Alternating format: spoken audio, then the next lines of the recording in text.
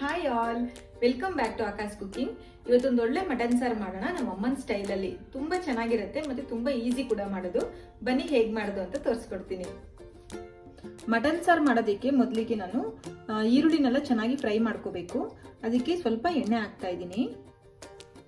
ಇವಾಗ ಎಣ್ಣೆ ಚೆನ್ನಾಗಿ ಬಿಸಿಯಾಗಿದೆ. ಇವಾಗ ಒಂದು 3 ರಿಂದ 4 ಈರುಳ್ಳಿಯನ್ನು ತಗೊಂಡಿದ್ದೀನಿ. ಇದನ್ನು ಚೆನ್ನಾಗಿ ಫ್ರೈ ಮಾಡ್ಕೊಳ್ಳೋಣ. ಈಗ ಇದ್ರ ಜೊತೆಗೇನೆ 1 ಸ್ಪೂನ್ ಅಷ್ಟು ನಾನು ಕೊತ್ತಂಬರಿ ಕಾಳನ್ನು ಹಾಕ್ತಾ ಇದ್ದೀನಿ. ಇದ್ರ ಜೊತೆಗೇನೆ 1 ಟೊಮೆಟೊನ ಸೇರಿಸ್ಕೊತಾ ಇದ್ದೀನಿ. ಇವಾಗ ಇದನ್ನೆಲ್ಲ ಚೆನ್ನಾಗಿ ಫ್ರೈ ಮಾಡ್ಕೊಳ್ಳೋಣ.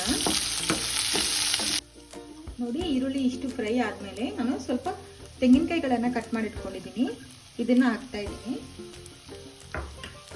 ಇದನ್ನು ಒಂದು ಸ್ವಲ್ಪ ಹೊತ್ತು ಚೆನ್ನಾಗಿ ಎಣ್ಣೆಲಿ ಬಾಡಿಸ್ಕೊಳ್ಳೋಣ. ನೋಡಿ, ಇದಿಷ್ಟು ಫ್ರೈ ಆದರೆ ಸಾಕು. ಇದು ಚೆನ್ನಾಗಿ ಆಗಲಿ. ಆರದ್ಮೇಲೆ ನಾವು ಇದನ್ನ ಚೆನ್ನಾಗಿ ಮಿಕ್ಸಿ ಜಾರಿಗೆ ಹಾಕೊಂಡು ರುಬ್ಕೊಳ್ಳೋಣ. ಇದು ಆರೋ ಅಷ್ಟೊತ್ತಿಗೆ ನಾವು ಇನ್ನೊಂದು ಮಸಾಲೆ ರೆಡಿ ಮಾಡ್ಕೊಳ್ಳೋಣ. ಇವಾಗ ಒಂದು ಗ್ರೀನ್ ಮಸಾಲಾನ ನಾವು ರೆಡಿ ಮಾಡ್ಕೋಬೇಕು ಮಟನ್ ಸಾರಿಗೆ. ಅದಕ್ಕೆ ಮೊದಲಿಗೆ ನಾನು ಶುಂಠಿಯನ್ನು ತಗೊಂಡಿದ್ದೀನಿ. ಇದ್ರ ಜೊತೆಗೇನೆ ಸ್ವಲ್ಪ ಬೆಳ್ಳುಳ್ಳಿ ತಗೊಂಡಿದ್ದೀನಿ, ಚಕ್ಕೆ ತಗೊಂಡಿದ್ದೀನಿ, ಮತ್ತೆ ಒಂದು 5 ಲವಂಗ ತಗೊಂಡಿದ್ದೀನಿ.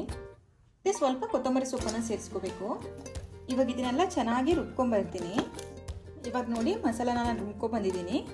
ಈಗ ನಾನು ಗ್ರೀನ್ ಮಸಾಲಾನ ಚೇಂಜ್ ಮಾಡ್ಕೊಂಡಿದ್ದೀನಿ. ಬೇರೆ ಬೌಲಿಗೆ ಚೇಂಜ್ ಮಾಡಿಕೊಂಡು ಅದೇ ಮಿಕ್ಸಿ ಜಾರಿಗೆ ನಾವು ಫ್ರೈ ಮಾಡಿ ಇಟ್ಕೊಂಡಿದ್ವಲ್ಲ ಆ ಈರುಳ್ಳಿ, ತೆಂಗಿನಕಾಯಿ, ಟೊಮೆಟೊ ಎಲ್ಲ ಅದನ್ನೆಲ್ಲ ಹಾಕಿ ಚೆನ್ನಾಗಿ ರುಬ್ಕೊಬರ್ತೀನಿ. ಈ ಮಸಾಲ ಕೂಡ ರೆಡಿಯಾಗಿದೆ ನೋಡಿ. ಈ ಥರ ರುಬ್ಕೋಬೇಕು. ಇವಾಗ ನೆಕ್ಸ್ಟ್ ಏನು ಮಾಡೋದಂತ ಹೇಳ್ತೀನಿ. ನಾನಿಲ್ಲಿ 1/2 kg ಮಟನ್ ತೊಗೊಂಡಿದ್ದೀನಿ. ಇದನ್ನು ಈಗ ಚೆನ್ನಾಗಿ ಬೇಯಿಸ್ಕೊಳ್ಳೋಣ. ಅದಕ್ಕೆ ಸ್ವಲ್ಪ ಅರಿಶಿನ ಪುಡಿ ಹಾಕ್ತಾ ಇದ್ದೀನಿ. ಅದ್ರ ಜೊತೆಗೇನೆ ಸ್ವಲ್ಪ ಉಪ್ಪು ಹಾಕ್ತಾ ಇದ್ದೀನಿ.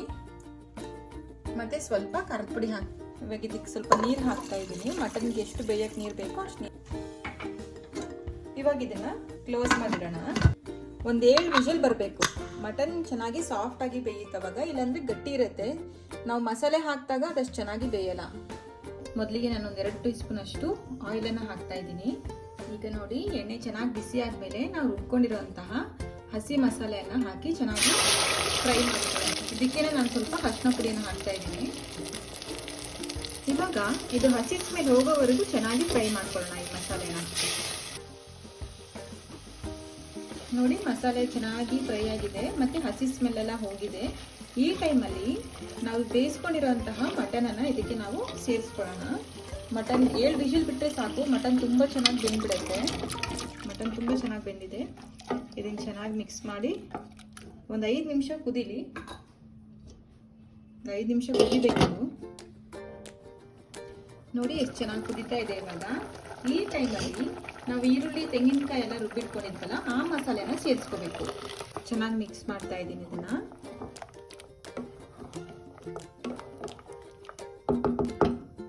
ನಿಮಗೆ ಥಿಕ್ನೆಸ್ ಎಷ್ಟು ಬೇಕೋ ಅಷ್ಟು ನೀರನ್ನು ಹಾಕ್ಕೊಳ್ಳಿ. ತುಂಬ ನೀರಾಗಿದ್ರೂ ಚೆನ್ನಾಗಿರಲ್ಲ, ತುಂಬ ಗಟ್ಟಿ ಇದ್ರೂ ಚೆನ್ನಾಗಿರಲ್ಲ ಮಟನ್ ಸಾರು. ಇವಾಗ ಇದೊಂದು 10 ನಿಮಿಷ ಚೆನ್ನಾಗಿ ಕುದೀಲಿ. ಅದಾದ್ಮೇಲೆ ಖಾರದ ಪುಡಿನ ಸೇರಿಸೋಣ.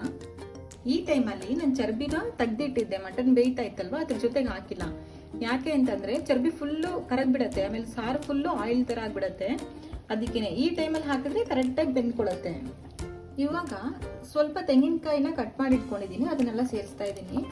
ಈ ತೆಂಗಿನಕಾಯಿಯಲ್ಲಿ ಮಟನ್ ಟೇಸ್ಟ್ ಬಂದಿರುತ್ತೆ, ಸೂಪರ್ ಆಗಿರುತ್ತೆ ತಿನ್ಬೇಕಾರೆ. ಇದು ಖಂಡಿತ ಟ್ರೈ ಮಾಡಿ ನೋಡಿ.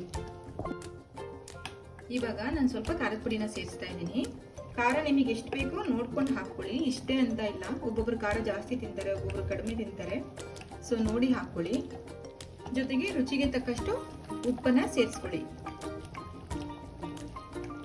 ಇವಾಗ ಇದನ್ನ ಚೆನ್ನಾಗಿ ಮಿಕ್ಸ್ ಮಾಡೋಣ. ಇವಾಗ ಖಾರದ ಪುಡಿ ಹಾಕಿರೋದ್ರಿಂದ ಸ್ವಲ್ಪ ಹಸಿ ಹಸಿ ಸ್ಮೆಲ್ ಬರ್ತಾ ಇರುತ್ತೆ. ಮಟನ್ ಆಲ್ರೆಡಿ ನಾವು ಬೇಯಿಸ್ಕೊಂಡಿದ್ದೀವಿ. ಒಂದು 10 ನಿಮಿಷ ಚೆನ್ನಾಗಿ ಕುದಿದ್ರೆ ಸಾಕು, ಮಟನ್ ಸಾರು ಸೂಪರ್ ಆಗಿ ರೆಡಿ ಆಗಿಬಿಡತ್ತೆ. ನೋಡಿ, 10 ನಿಮಿಷ ಚೆನ್ನಾಗಿ ಮಟನ್ ಸಾರು ಕುದ್ದಿದೆ.